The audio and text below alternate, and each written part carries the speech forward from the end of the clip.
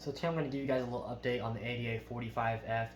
On the previous video, I think it was about a month ago, and I think that's when I flooded this for the first time. So a little bit things have changed, so I'm going to update you guys to that. Stuff I have updated you guys on the 90P and 60F here recently, the last couple weeks. So I thought let's go ahead and redo the update on this one as well, and give you guys kind of more update on this one.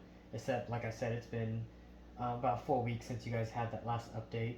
So the only thing that's really changed since you guys last saw it is I did end up adding CO2, and at first I thought we'd be okay without it, and we probably still would have been.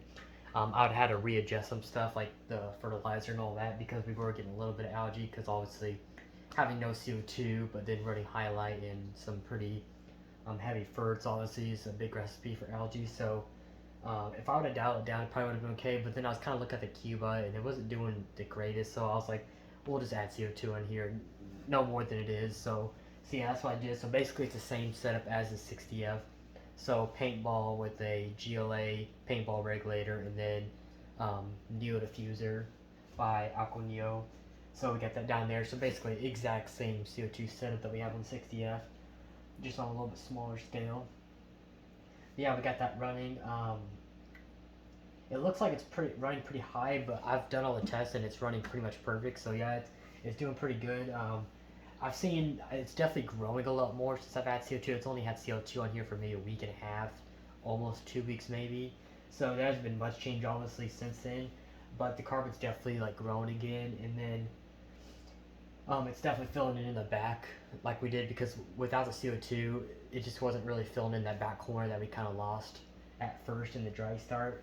And so that one's actually like filling in pretty fast now, which is nice. And then also I'm gonna keep dosing, and hopefully within the next couple weeks to maybe a month, this carpet will look pretty good again. Right now it's a little pale in a few places. Just the carpet was kind of doing not too well, but it was honestly doing pretty fine. It still looks pretty good obviously through camera, and it still looks good in person too. But the other thing I did change, I did add some S-repins, and so I add some S right here, and then basically just along at the bottom of this rock, and then I put one little one up here. I don't want to add too much to this tank. I almost want to make it kind of like an Iagumi, but I just want to add some mid-ground to add some detail. I did actually add some mini Ricardia in a few spots as well, just to add extra detail, mostly for the shrimp too, because they definitely like some mosses for sure, and some mid-grounds that kind of graze through, and definitely added a little more protection as well. But other than that, yeah, this tank's actually doing really good. I just did a water change before this video. Everything's doing pretty good. I actually cleaned up all the lily pipes, so everything's looking pretty much brand new again. But yeah, so stock wise, I don't know when I plan to really put shrimp in here. I do want to add some Amanos maybe this weekend just to get some a little bit of livestock in here. Maybe the Amanos can kind of help eat away at some of this stuff that's kind of been grown in here. Help that out, make the tank look a little bit nicer. Get a little trio of monos maybe in here, but then actual like designer shrimp, some Caradinas, whatever type we do, I'm not sure yet. But that I don't know when we might do that. Honestly, in maybe the next month, maybe the next 2 months. I'm just not sure. I'm honestly just fine with how it is right now. Just running. I'm not really big on livestock on this tank right now. So like it's just whenever I feel like I need to add them, I will. But I would like to do it pretty soon because the sooner we can get them in, the faster we can probably start breeding them. So that's kind of my goal.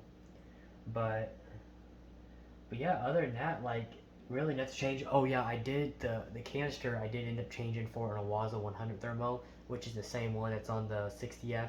So a little bit stronger. That's why you see so much flow in this tank. Hopefully that one over time, there's a sponge that goes over the intake in those Awaza 100s to where I'm hoping that sponge over time will just kind of slowly clog to where it just basically will slow down that flow a little bit. Um, and we'll probably just make sure we don't really clean that often, just so we can keep that a little bit of flow. Because obviously this flow, I doubt the shrimp are gonna like it that much, so that's why I kind of want to slow it down a little bit.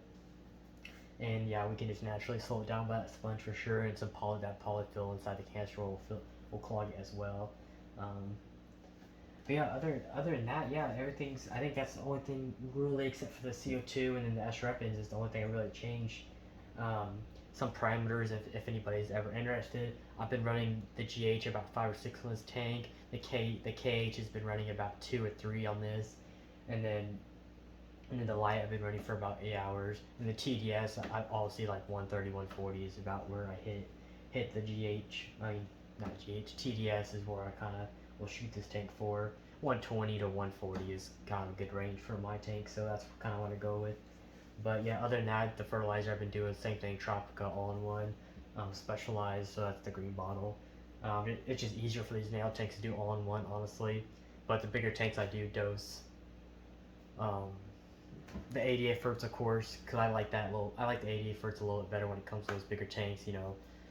A little bit leaner dosing, less algae, so a little bit nicer. But these tanks, honestly, I don't mind the all-in-ones. They do pretty well with them, and plus, it saves me a lot more money using the all-in-ones than these nanos, just because I can dose way less. So it makes it a lot easier for sure. But yeah, other than that, if you guys haven't seen this tank before, the light is a Twin Star 450 version 2. Not version 2, version 3, I mean. So that's one of the newer ones that came out, so that's pretty nice. That's why I got that. So the greens kind of look a little bit better. That's the one thing about the version 3 is the greens look a lot better for sure than the version 2. But other than that, obviously 88 lily pipes, 88 tank, 45F. The stone in here is actually Icelandic stone. It's a pretty rare stone, but it's a really neat one if you can get it. Looks really nice. As you can see, it's real gray tone. It looks really sweet.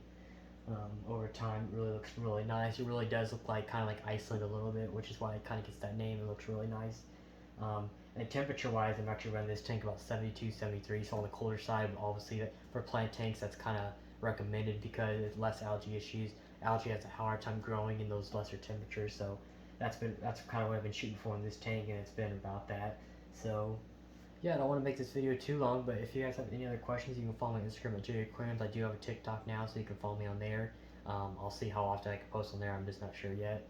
But same thing, Aquariums on there too. And then also you can ask me questions down below on YouTube if you guys need to. But other than that, I'll see you guys on the next one.